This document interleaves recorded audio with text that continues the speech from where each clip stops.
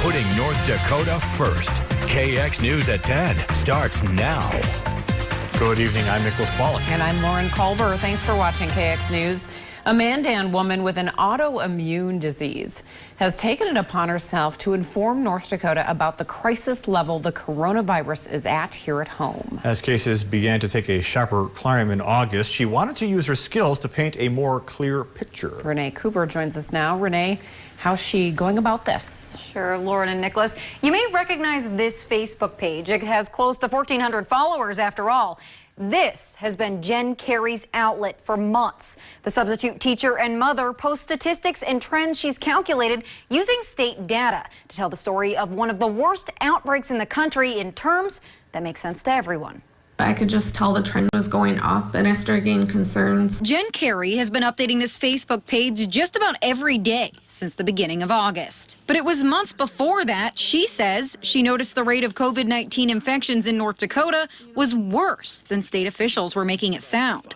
Carey started doing the calculations for her own knowledge and clarity in a notebook, which has since been upgraded to an Excel spreadsheet. They're using the numbers to paint a rosier picture than what was actually going on. For example, the state on Wednesday posted a positivity rate of about 12%.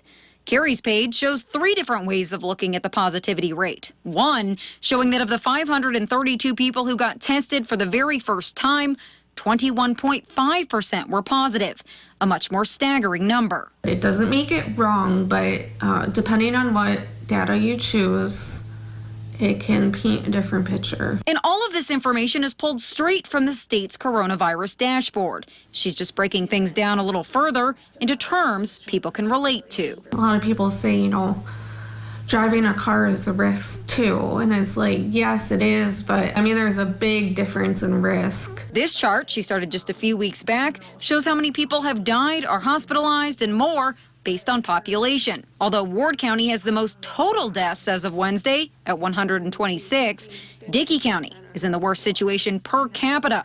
1 out of every 189 people in the county has died of the virus. You have to know what you're looking for in order to understand how that is applied to your everyday life. And it all hit closer to home for Carey after she, her husband, and daughter came down with the virus. I'm the one that got sick first, and I hadn't left the house in over 10 days. That's just how prevalent COVID is right now. Her husband spent 6 days in the hospital. We almost lost him. Thankfully, her family is well now. Carey says she'll keep doing this until the virus slows down. Now, active cases peaked in the state about a week and a half ago. Carey says the slight downward arch is encouraging, but a week and a half isn't quite long enough to call it a trend. And Lauren and Nicholas, her biggest fear is that people let their guard down with the Thanksgiving holiday. Renee Cooper reporting. Thank you. With a now very real possibility, some people may get a COVID-19 vaccine by the end of the year. We spent our weekly interview with Dr. Joshua Wynn clarifying some remaining questions. The state's chief health strategist says recent studies of people who have had the virus show the antibodies that protect you from getting it again last much longer than experts originally thought. What this means in